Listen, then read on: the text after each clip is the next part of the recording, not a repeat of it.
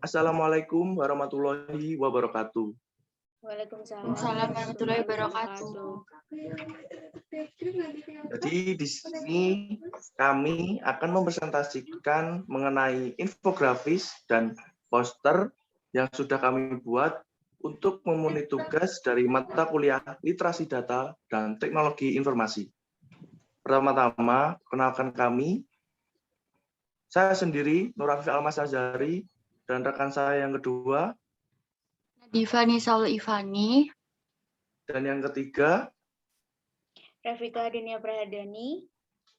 Ya, jadi pertama-tama kita akan membahas tentang poster kami yang berjudul Indonesia 2070 Tanpa Kanker.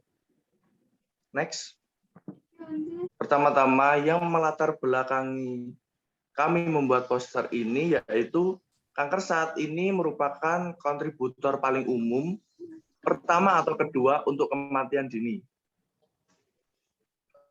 Jumlah pasien kanker secara global diperkirakan akan meningkat selama 50 tahun ke depan karena pengaruh kuat dari perubahan demografis seperti penuaan dan pertumbuhan populasi. Dengan asumsi bahwa tren insiden terbaru terus berlanjut untuk jenis kanker utama, kami memperkirakan 2 kali lipat insiden semua kanker digabungkan pada tahun 2070. Dibandingkan dengan 2020, peningkatan terbesar diprediksi dalam rangkaian sumber daya yang lebih rendah di negara-negara yang saat ini memiliki indeks pembangunan masyarakat yang rendah. Next. Selanjutnya adalah kami akan menjelaskan mengenai tujuan dari pembuatan poster. Untuk tujuan akan disampaikan oleh rekan saya yang bernama Rafika. Untuk Rafika, waktu dan tempat dipersilakan. Baik, di sini saya akan menjelaskan tentang tujuan kelompok kami membuat poster dengan judul Indonesia 2070 Tanpa Kanker. Nah, yang pertama, kita menghimbau pencegahan kanker dan diharapkan dengan adanya himbauan tersebut di tahun 2070 tidak mengalami peningkatan. Jadi, kita membuat poster tersebut, kita menghimbau untuk para masyarakat untuk mencegah kesehatan dari sejak dini agar tidak terkena kanker. Yang kedua, untuk memberitahukan kepada masyarakat akan bahaya merokok yang dapat menimbulkan penyakit berbahaya, contohnya kanker. Nah, jadi banyaknya kasus kanker yang kebanyakan diderita oleh orang perokok. Jadi di sini kita mengambil contoh dari kebanyakan, yaitu seperti para pria itu biasanya kan merokok, jadi dia menyerang biasanya di paru-paru dan bisa menyebabkan kanker kalau lama-kelamaan rokok itu semakin menumpuk di paru-paru. Yang ketiga, untuk menunjukkan akan pentingnya menjaga kesehatan sejak dini dengan rutin berolahraga dan menghindari makanan yang berlemak. Ya, itu pada intinya kita sebagai masyarakat Indonesia, kita harus mengetahui pentingnya menjaga kesehatan sejak dini dengan berolahraga dan menghindari makanan yang berlemak. Sekian, itu tujuan dari poster ini. Ya, jadi itu beberapa tujuan kami membuat poster. Selanjutnya, kita akan membahas mengenai next, manfaat yang akan disampaikan oleh rekan saya, Nadifa. Untuk Nadifa, waktu dan tempat dipersilakan. Manfaat yang pertama, kita dapat tahu bahwa bagaimana cara untuk mencegah tubuh kita dari penyakit kanker, yaitu dengan tidak merokok dan mengurangi mengonsumsi makanan cepat saji. Yang kedua, menanamkan rasa peduli terhadap diri sendiri kepada masyarakat agar senantiasa menjaga kesehatan. Oke, dan yang terakhir kita akan menampilkan hasil poster yang kami buat, yaitu seperti ini. Poster yang kami buat tidak bertele-tele, jadi kita menampilkan judul yang besar di atas mengenai 2070 Indonesia Tanpa Kanker, dan memberi beberapa cara atau tips agar kita dapat terhindar dari penyakit kanker. Yang pertama, olahraga secara rutin. Yang kedua, berhenti merokok. Dan yang ketiga, mengurangi mengonsumsi junk food. Seterusnya. Dan yang keempat, tidak mengonsumsi minuman beralkohol. Sekian, itu penjelasan dari kami mengenai poster yang kami buat. Dan selanjutnya kita akan menjelaskan tentang infografis.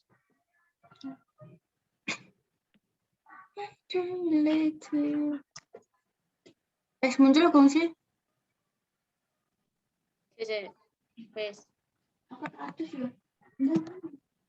Bentar.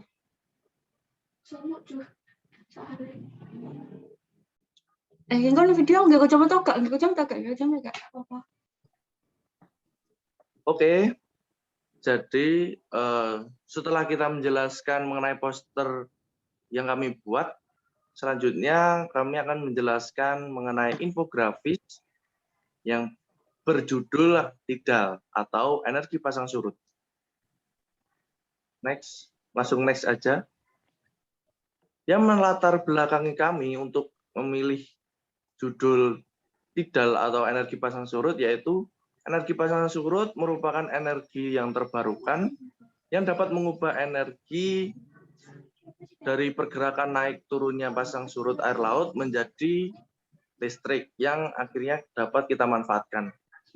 Energi pasang surut dapat dengan menggunakan berbagai teknologi seperti tidal barages, tidal atau tidal fences, dan yang terakhir tidal turbines. Energi pasang surut memiliki potensi sebagai energi terbarukan yang besar.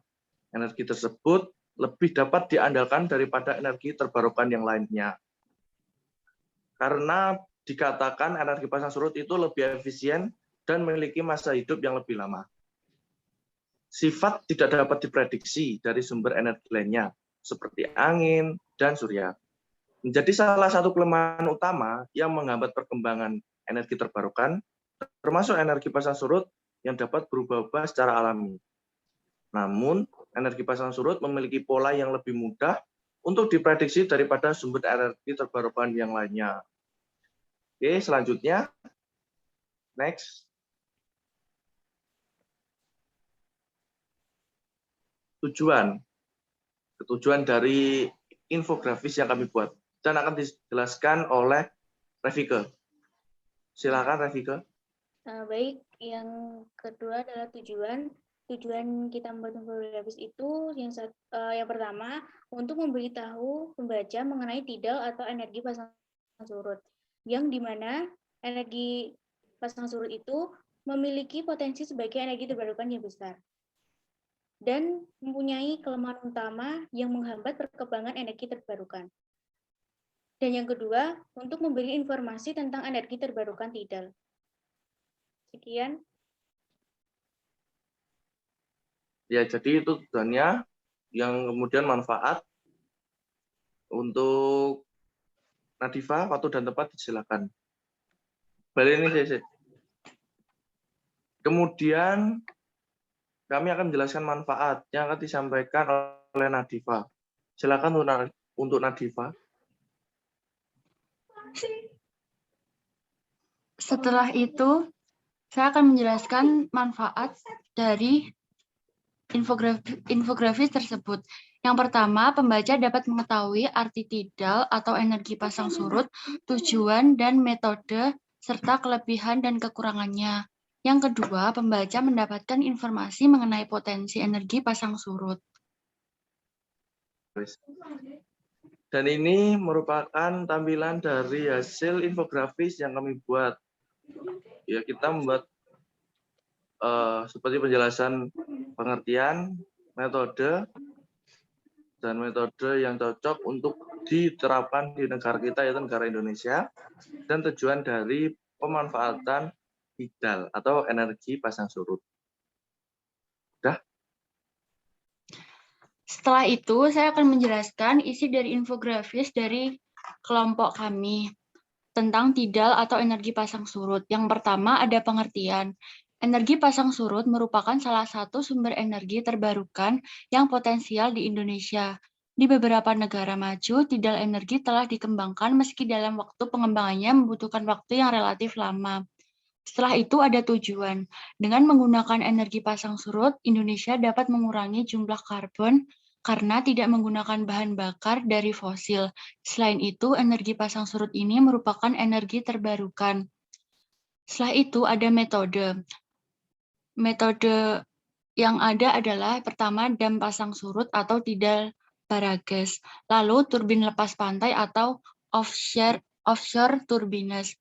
Metode pemanfaatan energi yang cocok diterapkan di Indonesia adalah dengan turbin lepas pantai, karena dengan menggunakan turbin lepas pantai, energi yang akan dihasilkan lebih banyak dibandingkan dengan menggunakan dam pasang surut atau tidal Baragas.